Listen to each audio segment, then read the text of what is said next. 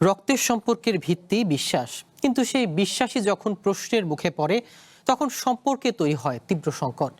সিরাজগঞ্জের তাড়াশ উপজেলায় এই বিশ্বাস নিয়ে 12 ভরি স্বর্ণ ও 1 লাখ টাকা নিরাপদে রাখার জন্য ভাইয়ের কাছে দিয়েছিলেন এক বিধবা বোন। কয়েক মাস পর সেই স্বর্ণ ফেরত চাইলে ভাই জানান সব স্বর্ণ চুরি হয়ে গেছে। তবে এই দাবি মানতে নারাজ থানা পুলিশ, বোন ও স্থানীয়রা।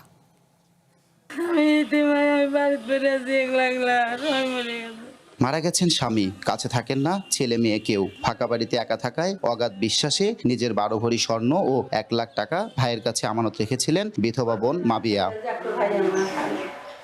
বিপত্তি ঘটে প্রয়োজনে ভাই জাহাঙ্গীরের কাছে স্বর্ণ ফেরত চাইলে জাহাঙ্গীর জানান বাড়িতে চুরি হয়েছে এবং সব স্বর্ণ নিয়ে গেছে চোর। তবে ভাইয়ের এই দাবি উড়িয়ে দিয়ে বোন ও এলাকাবাসী বলছেন কোনো চুরি হয়নি তার বাড়িতে। স্বর্ণ আত্মসাতের উদ্দেশ্যে সবই তার সাজানো নাটক। মামলা করেও নিজের স্বর্ণ ফেরত পাচ্ছেন না ভুক্তভোগী। দুয়ারে দুয়ারে ঘুরেও মিলছে না সমাধান। এতগুলো গয়না নিয়ে থাকিস না, তো চোরটাকে মেরে আল্লাহ দিবে আমার কাছে, আমি হেফাজতে রাখবো। 3 দিনের দিন কয় আমার বাড়ি চোর উঠছে, উঠে তোর গয়না টানা সব নিয়ে গেছে। আসলে নাই নিজের ভাই, আমার মায়ের পেটের, মিথ্যা তো কম না। আমার 2-4 গয়না না নিয়ে আমি আজ পাগলের মতো ঘুরতেছি।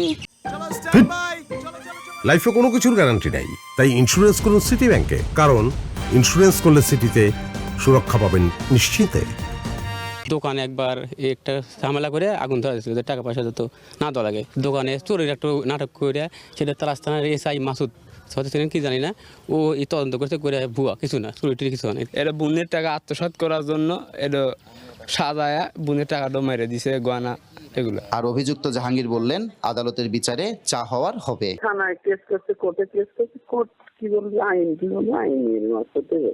জাহাঙ্গীরের বড় ভাই ইউনিয়ন চেয়ারম্যান জানান বিষয়টি তিনি সমাধান করে দিলেও মানেননি জাহাঙ্গীর। বোন বলতেছে যে এই ঘটনা আমার গহনা ছিল, আর হনে চুরি হয়েছে না, গহনা দেখ টাকা পয়সাগুলো হোক আর চাই হোক মিসল করে দিই। এগার কাছে মিসল হয় নাই, পরবর্তী জামিনে বোন কেস করছে। মামলার তদন্ত শেষে আইনগত ব্যবস্থা নেওয়ার কথা জানিয়েছে পুলিশ। 40 ভরি স্বর্ণ ডাকাতি হয় মর্মে একটা অভিযোগ দিলে আমরা সেটা তদন্ত করি। তদন্ত করার পর জাহাঙ্গীরের পুরো অভিযোগটা পুরোপুরি মিথ্যা বলে প্রমাণিত হয়েছে। আসলে জাহাঙ্গীরের এটা ছিল তার সাজানো নাটক।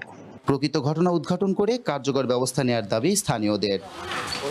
শুভকুমার ঘোষ, ওয়ান নিউজ, সিরাজগঞ্জ।